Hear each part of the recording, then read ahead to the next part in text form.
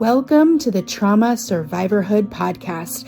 I'm your host, Sarah, an IFS-informed trauma recovery coach. This show features interviews from guests all around the world as they share their impactful stories and deliver hope and inspiration through their personal post-traumatic growth. We explore and discuss resources and coping strategies to support the survivor community to thrive in their own healing journeys. Enjoy. All right, so welcome back to the Trauma Survivorhood podcast. I have with me here today Amy Guerrero. She is on a journey to heal her trauma. She stumbled into a conscious, sober lifestyle, and she is now deepening her purpose to teach people nervous system regulation. Today, she guides people to heal past traumas, to feel more freedom, pleasure, and purpose while creating healthy relationships and thriving. She got busy educating herself, training and working with people in the somatic experiencing, attachment theory, and other trauma-informed modalities. And now she's teaching people how to create a new way of life. Her clients and people who choose this work feel that they've done all the things they can to heal, and then they still struggle to trust themselves to create healthier relationships. So the containers that she's creating in her practice guide people to unravel the root causes of their grief, trauma, and painful events from the past so that they can discover the safety to live with purpose and thrive in all their relationships.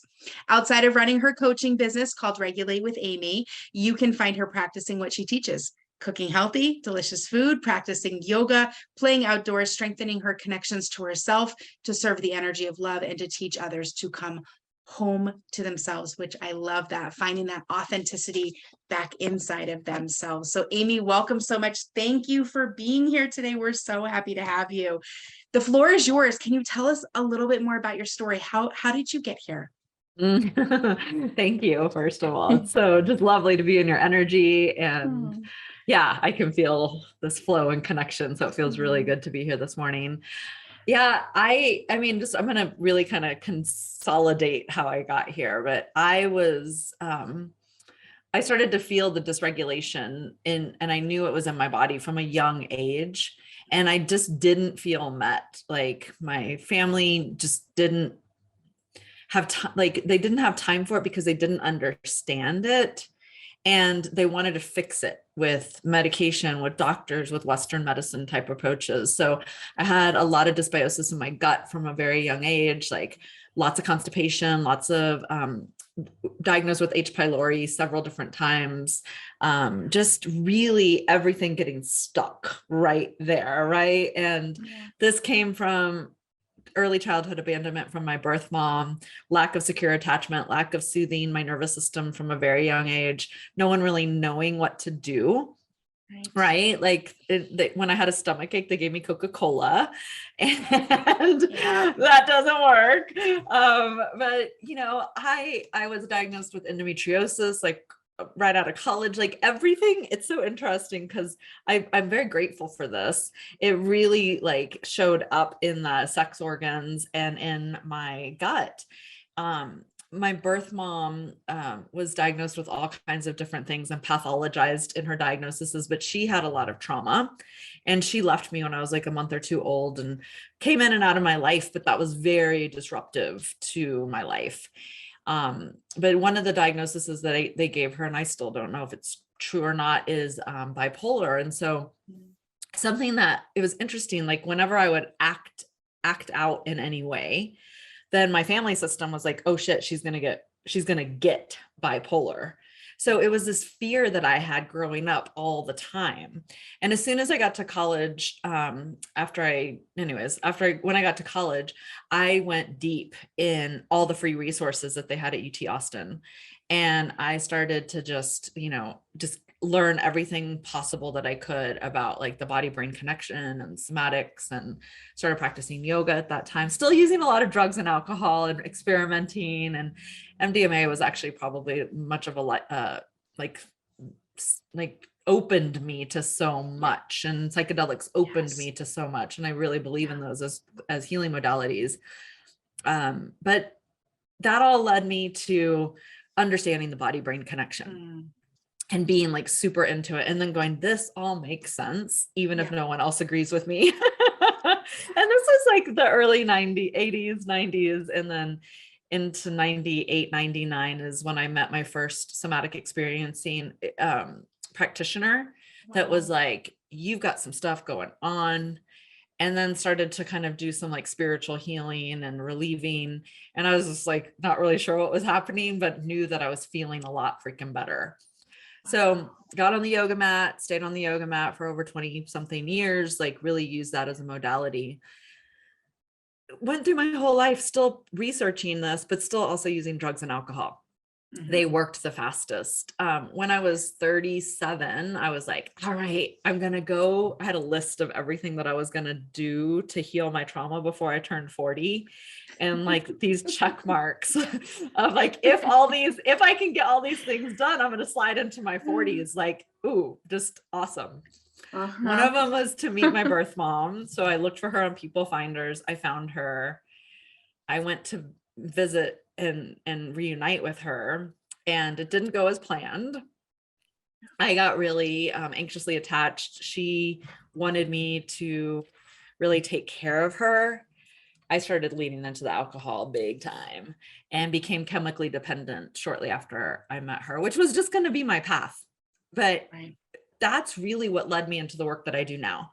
Because when I was chemically dependent and in the normal structures of sobriety and getting sober from the substance, there was no one meeting me where I was at. It was really difficult to find someone that was kind of willing to go in there with me and come from the bottom up, which for the listeners, the bottom up means like, we're going to treat the body so that the mind can start to regroove and change. It was all top down. And that top down stuff was just really, it was kicking up my shame in massive ways. It was kicking up my guilt in massive ways. It was kicking up, it's my fault. And then from parts work, like my firefighter was like, we're just going to kill ourselves. Like, that's the solution here. Kill yourself. And my firefighter was so strong that I tried for a long time. And when it didn't work, I was like, you know what? I think that the whole reason that this is happening is for me to get really serious about bringing this work to the world. And I was clear about that in 2014. I started writing my programs. I started writing like the regrooving way that from a freaking bed in treatment. I went to treatment 8 times. I would work the steps so many times. I did all the things. Yeah. I mean, I really hit a very, very low rock bottom, like leaving hospitals with wristbands of the hospital, still going straight to the liquor store. Like, I just had that firefighter was like, we gonna take you out. And so interesting, because I just remember, like, I was so passionate about the body and being like literally fought by so many practitioners along the way. Right? Like, you're just a drunk, you're just an alcoholic. When you admit that you're just that, then you're going to experience freedom. And I'm like, I don't see how that's going to happen. You're not going to convince me and shame me. Right. Trying to bring me to full acceptance, when what needs to accept that this is happening is my body. Right. When my body can accept that, like, alcohol and drugs are no longer the best way to cope and can surrender to that and really be embodied around that, then I'm going to be able to like regroove these patterns. So that's like the short story.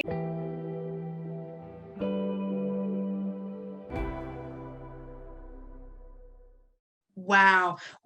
Can you tell us a little bit more about what happens to the nervous system in trauma, or what can happen? I mean, I know there's a lot of options. And then how is it that trauma survivors are finding ways to regulate specifically the nervous system, especially when they're triggered? Yeah, I just want to put it like really basic, the way that I would just describe it to a 5-year-old. Like, when the traumatic incident happens, whether it's someone yelling that, you're worthless and that you're never going to be anything in the world, or whether it's like a car accident, someone hitting you, sexual trauma, someone holding you down without your consent, right? Like, in that moment when it happens, the nervous system goes into a protective place. So it either goes into a high sympathetic fight flight energy, or it goes into a dorsal like collapse freeze energy. Now that's the incident. right? Yeah. So the nervous system is just doing its job. Nervous system is only in service of survival, period. It does not Yeah. care about us thriving at all. It's like, how do I keep Sarah alive? Yes. Like, Yeah. like, what are we going to do? We're going to take Sarah to a yoga class and she's going to have a great teacher, right? Like, Yeah. and we're just true. Your brain does not care if you're happy. It just wants you to be alive.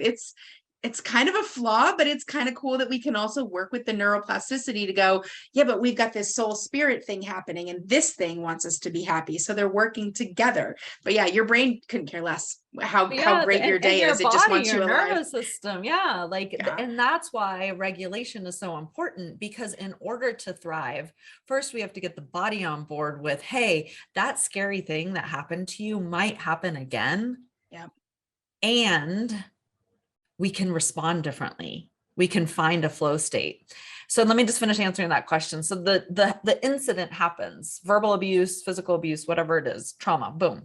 Then what the trauma like really gets into the system after the event. And the discharge that doesn't happen, the standing up for oneself that doesn't happen, the I wish I would have done this that doesn't happen, that never gets to be seen, felt, heard, experienced, that compression, that stuckness then starts to become, and the easiest way to put it for listeners is inflammation. Yeah. Right. I just think of trauma as inflammation. I'm like, I'm swollen with something in my body that wants to come out. Yeah. And until it's somehow expressed or moved through me, it's going to interrupt my state. It's going to interrupt how my nervous system responds to the world. And I was telling you before we got into this call, like I'm in deep relating with a man right now. And like, I'm just humbled every day at how my nervous system still responds. Like last night he was supporting someone, helping someone out, and he didn't come home till really late. And like my nervous system was a little bit on fire of like, where is he? What is he doing? And like all the trauma events of being cheated on, of being gaslit around knowing that I was being cheated on, around like, looking for ways to figure out where he is, about getting in my car to go figure out where he is, like from past relationships, my nervous system was on fire with those. And I'm like, this isn't happening right now, right. But my nervous system remembers it. Mm-hmm. And so I'm having the same symptoms in my body, and my job is to regulate, to come back to safety, to lay in bed. I was like, just like, you're okay. Like, this isn't what's happening right now. You know exactly where he is. He's safe. Like, you're safe. Like, he's not doing anything wrong. You're not doing anything wrong. But I could say those things, but more than anything, my body needed to have the experience. So I got up, I did some cat cow. I spoke some words out loud that I wanted to speak to, previous partners that had affected me in that way. I pushed things away, and then I went back to sleep. Yeah. Yeah. And so that's an example, y'all, of that's like a good example. Yeah. Movement and language. You put language to it, but also you got your body involved. Yeah. I needed to be saying the words because like, that was just really important, pushing it away, like not letting him back in the house, just like, I just had to play that out of like what I would have done back then, because my nervous system was so dysregulated at the time of the past relationship, I wasn't able to hold myself in that way. To where when he got home last night, I was like, oh my gosh, my nervous system was on fire. I was scared. I started making up stories, and then I had to interrupt him. And he's like, oh my God, you went through all of that. And I'm like, yeah, but like, it has very little to do with you. Right. Like, I'm not blaming you. I'm just like, this is still alive in my nervous system because I'm an animal and I'm having a human experience. And I really want you all to hear that are listening right now. Like, I've been up to this work for a long time, and this just happened last night. Right. Yeah. And I knew what to do. So instead of yelling at him and screaming at him, which is something I definitely would have done in the past, like blaming and shaming him, you made me feel this way. It's your fault. I took full responsibility of my nervous system, full responsibility that like it was a past event showing up in the current, and that I could move through it because the body remembers everything. Right. Oh, And yeah. if I let only my brain take care of it, my brain would try to be right. Yeah. And it would compress all the sensation in my body again. Yeah. And the next time he's late, this would happen again. Right.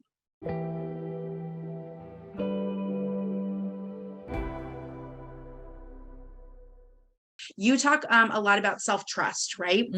So self-trust being just like, it's almost like you're like the foundation of the work that you're doing. What does that foundation look like? Why is it so paramount? It's funny because I was like, I'm moving into doing some teaching live this month, and I was like, I don't need to talk about trust this month. Like, it's just going to be about following the energy of love. And everything that has happened over the last 6 weeks is like, nope, you're going to teach about trust again, because it is the foundation of everything. Especially, you know, if in any childhood trauma, when we are literally taught to trust what's outside of us instead of the experience that we're having within our bodies, which is so often what happens. Like, you're not feeling that, buck up, like, stop crying isn't allowed here, like, what are you doing, what, you're crazy, you know, like that, all of the things that we say to each other as humans, poof, like, we're literally reclaiming that as people that are choosing to integrate and heal from the past events that have happened to us. Yeah. And here's the thing, and this is what I think is so interesting and tricky about the modalities that are out there. If the nervous system is still rejecting the ideas, right, is still in that fight, flight, or freeze response.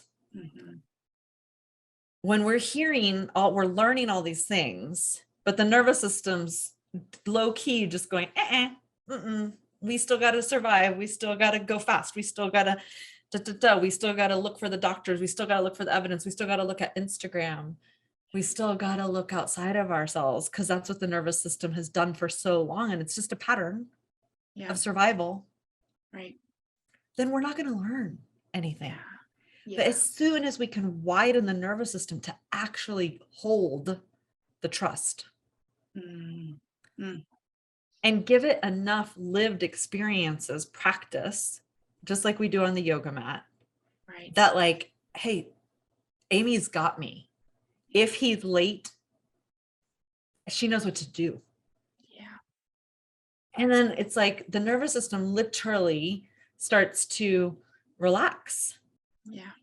Your shoulders relax, your jaw relaxes, you're able to breathe normally, your blood pressure goes down. And you're widening your scope of like being able to experience that you're going to be okay no matter what happens. No matter what. Right. Yeah. And that's trust, you know. I use Charles Feltman's definition of trust, and it's like choosing to risk something that you feel is vulnerable to another person's actions. Yeah, that's beautiful. That's hard. That's hard and beautiful. Right.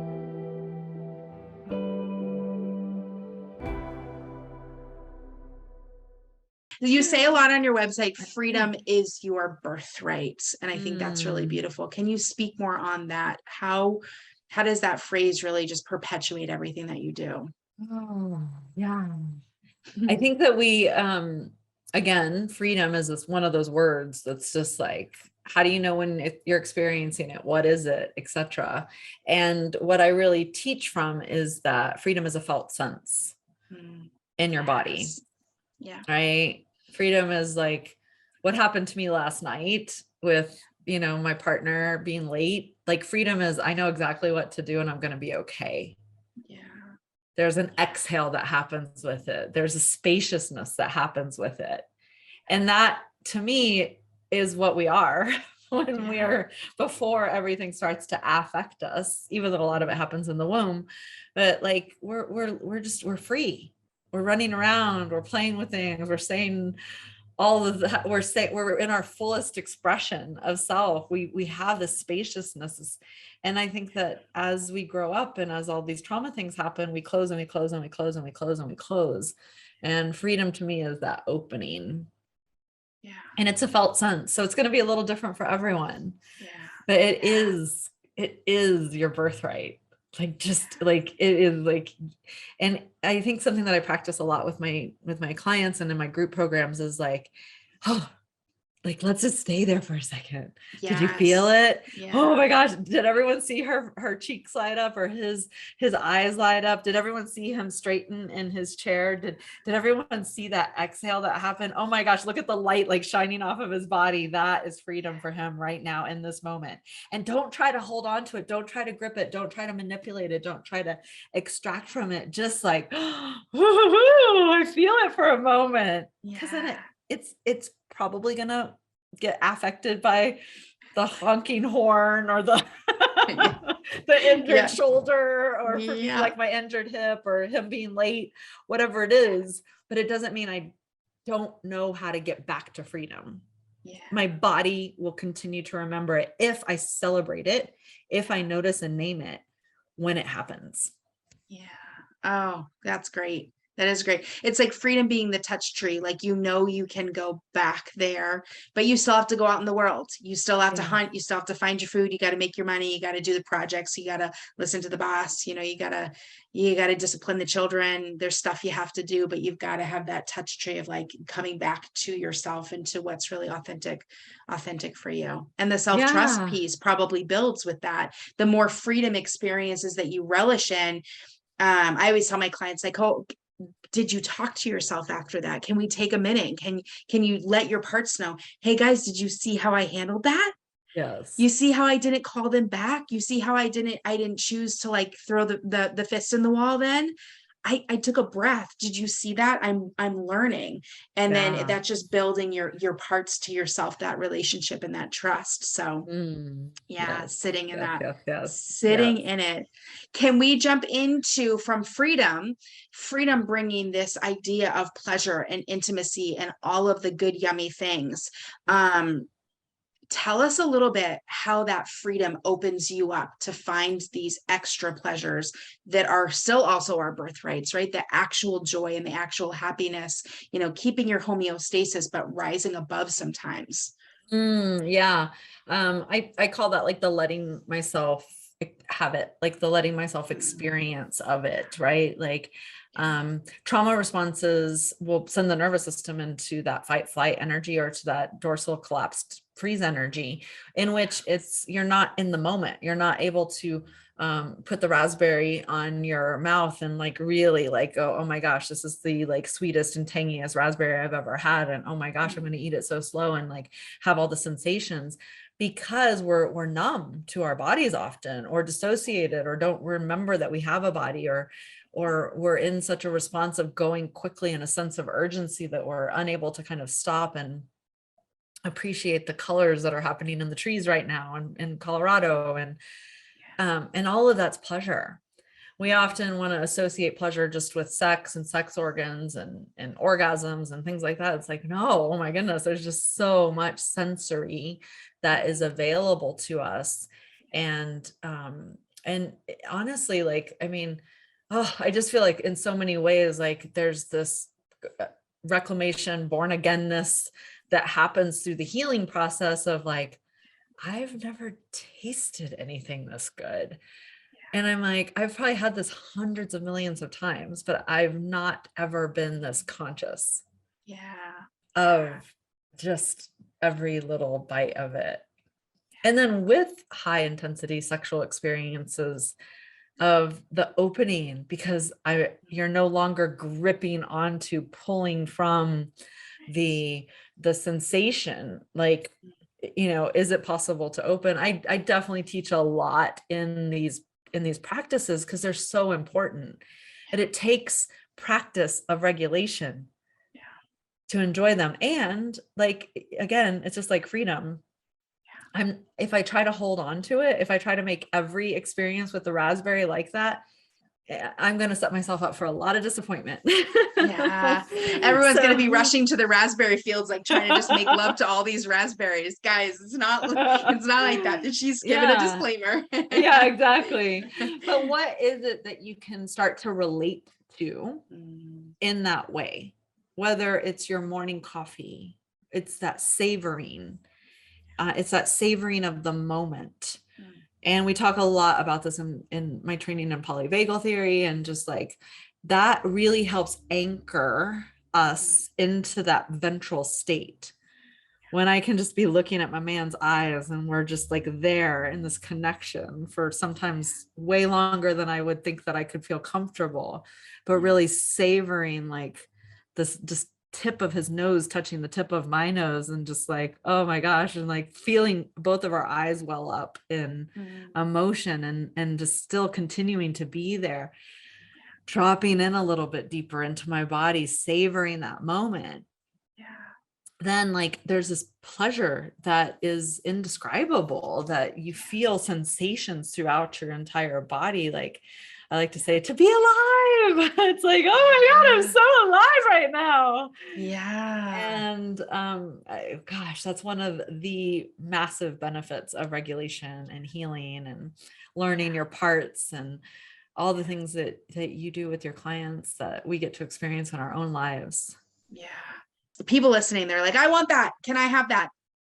Where's a great place to start if they're really, stuck where maybe you were at the start of this journey, or all these maladaptive, unhealthy coping skills that have them stuck, or their trauma is still at the forefront of their mind? Where do they begin?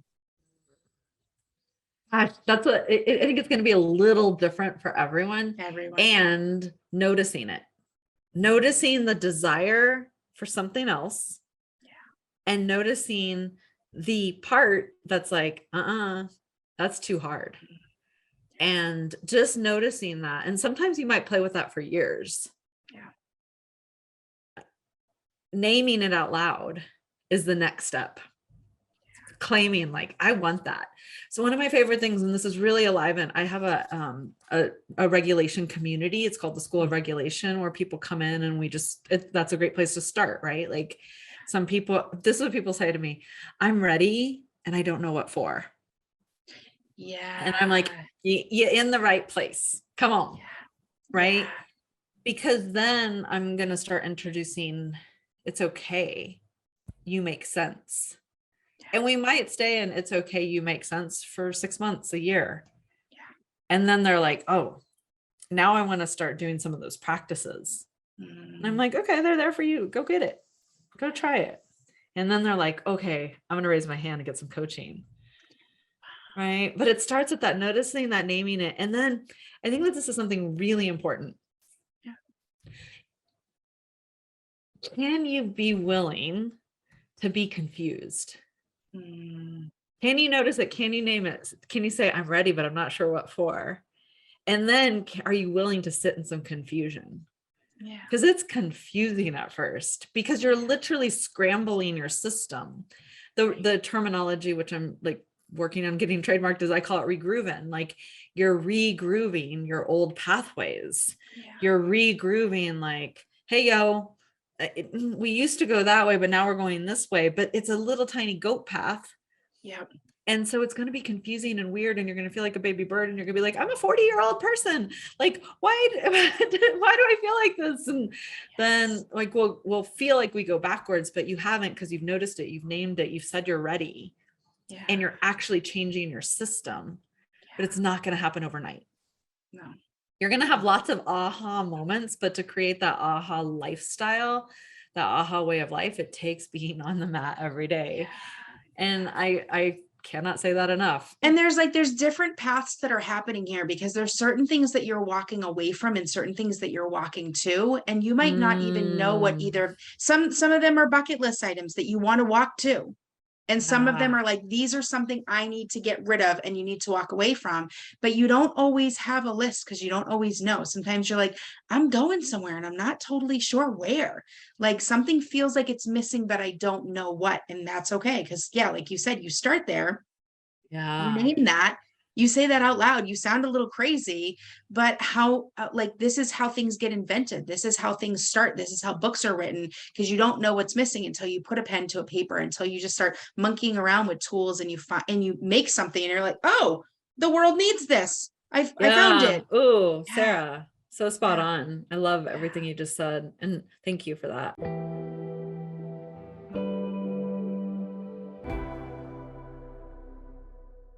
I do want to ask, because I like to ask all my guests, Trauma Survivorhood was designed to kind of help bring resources to trauma survivors out in the community.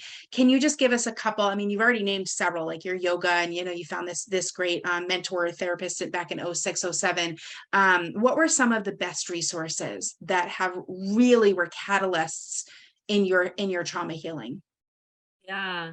Gabor Mate. Yeah.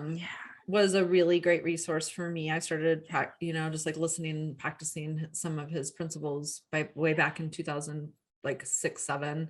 Louise Hay, like really like just like going into the Hay House and like, because it's like $29 a month or something. And you can just like get a plethora of resources in there.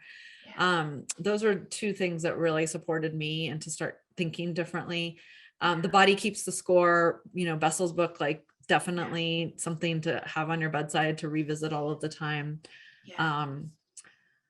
Oh gosh, there's just so many things. I mean, honestly, like I feel so grateful that I love to practice. Yeah. And so, Yeah. just finding one thing that you're willing to be consistent to, right? Which for me, it was going to yoga every day, even when I was hungover and just in the worst positions, hadn't slept, and then going to the beach, putting my feet in the sand in San Francisco every day without fail, no matter what. Get your ass out there, Amy. And like that kept some kind of optimism and hope alive in me. Yeah. Yeah. That's beautiful. Feet on the ground is important. That is a great grounding exercise, right? And the ocean kind of is that expansion. And that seems like what your soul really, really needed then, right? Was Oh gosh, to yeah. feet on the ground and to imagine the possibilities in front of you, like the vastness of an ocean. So I love that. Wow. Yeah. Thank you so much. I really, Thank really you, appreciate Sarah. you taking your time and speaking with us today. Your work is so important. I'm going to have all the links for your website, your coaching business regulate with Amy. I'm going to link that all up in the show notes. Is there anything that I didn't ask that I should have? Any final words where people, what's the best way for people to follow you and to find you or reach out if they have more questions? Yeah, Instagram is probably the best place to find me and reach out to me. And then, yeah, my final words is always like, you make sense. Like no matter what your head is telling you, I promise everything that you're doing, everything that you're being, everything you're feeling, experiencing, it all makes sense. Yeah. Beautiful. Beautiful. Yeah. Well, that's a great space to end with. Thank you so much for being here. Have a great rest of your day. You too, Sarah. Bye-bye. Thank you for listening or watching this episode of Trauma Survivorhood. For more info, show notes, and links, check out the episode guide below. Until next time, be well, survivors.